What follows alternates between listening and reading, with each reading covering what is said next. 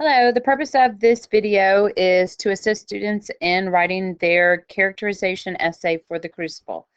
What we have at the beginning of this presentation is just a summary of the instructions that were provided inside Google Classroom.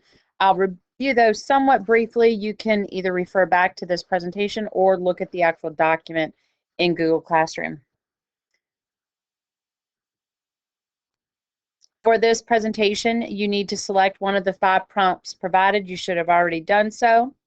As you'll see on the screen here, your essay must consist of at least 4 paragraphs, which include an intro, conclusion, and at least 2 body paragraphs, but it may be longer depending on what your prompt is and how you situate your argument. Part of the criteria for this paper and the specific objective of this paper is for you to get practice on how to include evidence in your paper. You'll see here on the screen that part of the criteria for this paper is you must include a minimum of 4 direct quotes. These quotes can include stage direction and/or one-liners. However, at least one of the direct quotes must be a passage of dialogue. Basically, what that means is you can cite information that the narrator gives to you about particular characters, or you can cite information in the overture or the long expositions that the narrator gives to you. When doing so, you would actually cite the speaker as the narrator, or you can just quote one-liners. If somebody says something that's very important to support your argument, you can quote that one line. Or, as it says here again, you have to have one passage of dialogue between 2 or more characters. So continuing on. The process here explains somewhat about thesis statements, connecting sentences, and what have you for your introduction. So you can go back and read this information later on if you like. Basically, the thesis statement should come directly from the prompt that you've chosen. The prompts have been situated and written in such a way that the thesis statement for this paper should be easy to write. You don't necessarily have to use the word because in your thesis statement. In previous years, you've probably been taught to use the word because you're doing a persuasive essay, but this is not necessarily a persuasive essay, it's a literary analysis. So your thesis statement can take whatever structure it needs to so that, again, you take a position on the particular prompt that you've chosen. Every introduction does have to begin with a writing hook or attention grabber, and we'll talk more about that as we progress through the presentation. The next couple of slides are going to talk specifically about different types of writing hooks that you can use. You can pause this presentation at any time to actually read some of the information that's presented on the screen. I'm just going to continue on through. These are the different types of writing hooks that are available to you. And again, in the following slides, it talks about the process on how to formulate a writing hook. What I'd like to remind you is that when you begin your paper with a writing hook and/or attention grabber, your reader should not know within the first 1 or 2 sentences what your paper is about or what your position or your thesis statement is. Your paper should begin with a broad discussion of the topic that you're discussing, whether it be dynamic characters or character foils, or whether or not people in general are noble or what have you. So again, in the first 1 or 2 sentences, you're not necessarily going to be providing that specific argument that you're going to include in your thesis statement. One of the writing hooks that you can use is a question, and again, you can pause the screen and read over some suggestions for that. You can begin with a definition. Begin with setting the scene. If you choose this type of writing hook, I encourage you to stay away from summarizing a scene from which you're going to quote, because that may muddy up your paper and kind of promote a repetition in your paper. So I wouldn't do that for this particular paper. You can begin with a quotation, but if you're going to quote someone, make sure that you do it in such a way so that you acknowledge the source and you explain why this person is worthy of quoting. You know, if you quote Benjamin Franklin, let us know who Benjamin Franklin is. He's one of America's founding fathers, or whatever the case may be. Don't just say Ben Franklin once said, because your audience needs to understand why you've decided to pick this person. How are they reputable? You begin with a simile or a metaphor. This is an elevated device. It's figurative language. You would compare someone to or something to something that's completely different from it. You can begin with advice, and if you're going to do this, it's almost kind of like a quote, but you want to make sure you attribute your source and explain why you're quoting that. So if you're going to talk about advice that your grandmother's giving you about changing or being honorable, Make sure that you build your grandma up in your paper and you explain why she's worthy of quoting or giving advice from. You can predict the future, and this paper would lend itself greatly to that because this play actually takes place in the past. So you can almost kind of approach it from the scenario, what would the situation be like if any of these characters lived today? And maybe write a little short description of how people that you're discussing might even be perceived today. You could begin with a dilemma, and now we move on to the actual structure of your introduction. You will probably recall from last year that your introduction again begins with your writing hook. That should be anywhere from 3 to 4 sentences. It could be more. It relates to the broad topic of your paper. Make sure that you don't necessarily give all the information about John Proctor being a dynamic character away in the first 2 sentences. You want to reserve that for your thesis statement. If you begin with a discussion on dynamic characters, for example, you might want to discuss what a dynamic character is, or give examples that your audience may relate to of what some dynamic characters that they've read about before. Now, the connecting sentence tends to be the most difficult for students. The connecting sentence is where your reader really begins to understand that you're writing a character analysis about the Crucible, and they're understanding the position from which you're approaching it. Are you talking about characters that change, characters that are noble, characters that are character foils? So I often tell students that your connecting sentence really comes directly from your prompt, a paraphrased sentence or two from your prompt. Again, this is one of the most difficult parts. It's creating a fluidity between that broad discussion of something to your thesis statement. So do the best that you can, and hopefully you've been heeding the instructions that's been provided in class. And then, of course, your introduction ends with your thesis statement. You don't necessarily have to have the word because in this particular one, because it's not a persuasive essay. Then after your introduction, obviously, you're going to have your body paragraphs. You have to have a minimum of 2. In your body paragraphs, naturally, you want to start with the topic sentence that comes directly from your thesis statement.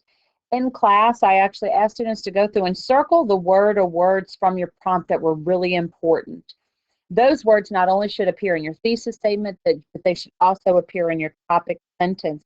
And that's extremely important because MLA requires that you guide your reader through your paper. So just as a brief example, if I were given a prompt to write a paper about my favorite foods, and my thesis statement is my favorite foods are spaghetti and steak, then my topic sentence could not just be steak is great. Okay, it would have to be one of my favorite foods is steak, and it is great. Again, I have to take that concept of the paper is about my favorite foods and build that into the topic sentences as well. So even if it sounds somewhat repetitive, you want to make sure that your topic sentences relate back to that main prompt. After you provide your topic sentence, then what you should do before you do anything else is find the evidence from the play that's actually going to help you support your paper. So if you haven't done that, you really can't go any further past the intro and topic sentences. So again, you got your topic sentences, you're going to go back to the play, you're going to find those quotes, that evidence to support it, and then you're going to figure out how to build that evidence into your body paragraphs. Once you've found that evidence, then what you do is you've got the evidence and you're like, okay, I've got to get this into my body paragraph. Well, the first thing you have to do is provide a little bit of background information so the reader knows who or what you're talking about. So, if I were going to write a paragraph about how Abigail Williams had a very rough childhood, I wouldn't just say her family was killed. I'd provide maybe some background information that Abigail Williams was a Puritan girl, and when she was very young, she lived with her family on the frontier, and Indians murdered her family in front of her. And then, that's the background information. That lets me know who she is and why I'm talking about her, and it mentions the Native Americans and all that other good stuff. So you want to provide background information that either sets up character or the scene in which you're writing about, or tells about the relationship. If you're talking about how 2 characters have a discussion, you want to tell who these 2 characters are and why they're talking, maybe what act or what scene they're talking in. So you've got, again, that topic sentence, the background information, a transitional word or phrase that leads into your evidence, and then you put your evidence in there.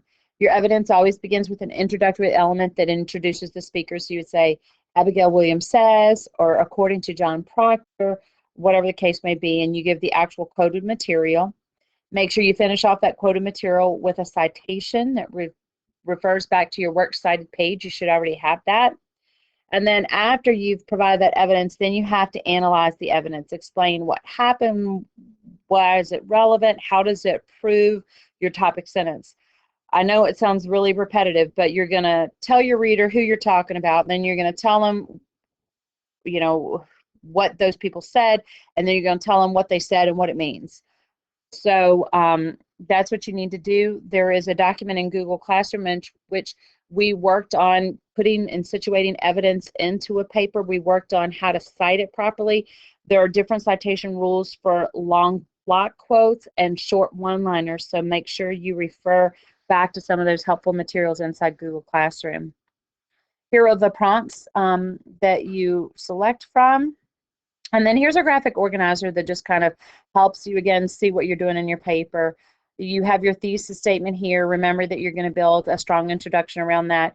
You'll have topic sentences that come directly from your thesis statement. And then to support those topic sentences, you're going to provide background information that sets up the evidence that includes an introductory element, introducing the quote itself, a citation for the evidence, and then an analysis. And you have to have 4. So let's say you have 2 body paragraphs. You're probably going to have 2 sets of evidence to go with each one of them. So this graphic organizer shows 3 paragraphs. You don't necessarily have to have 3 body paragraphs. Now, once you get to the end of the paper, you're going to finish up with your conclusion, and I like to refer to the conclusion as an inverted introduction. If your introduction begins with a very broad topic in your writing hook, and then that connecting sentence and ends with your thesis, then let's turn that upside down, and your actual conclusion is going to begin with a paraphrased version of your thesis, a counter argument, but not all of these literary analysis prompts lend themselves to counter arguments. In fact, the only one that does is the one about John Proctor and deciding between whether or not he was too prideful or noble. So you don't have to worry about a counter argument in this paper unless you just want to hone those skills of formulating that. So if that's the case, your conclusion is going to end with a paraphrased version of your thesis statement. And then you finish it off with a call to action or insightful commentary, which discusses what your audience is supposed to learn about life after reading your character analysis. A call to action would be, what do you want them to do? So, for example, if I wrote a paper about how Abigail Williams was a victim, my call to action for my audience members would be possibly to look out for young girls in their community who have been traumatized in their youth and make sure they're not taken advantage of when they get older. You know, that a community is supposed to take care of everybody in the community.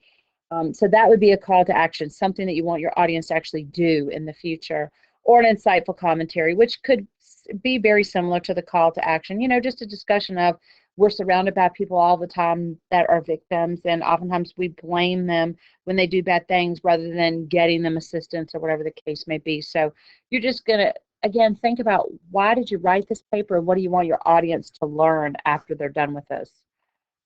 So this PowerPoint presentation from which this particular video was made will be posted inside Google Classroom. There are other documents in Google Classroom in the Crucible Essay instruction path here that will help you. There's the document with the prompts here on the screen. Here's a sample essay that I wrote that will help you with citations and seeing what the citations should look like in the paper.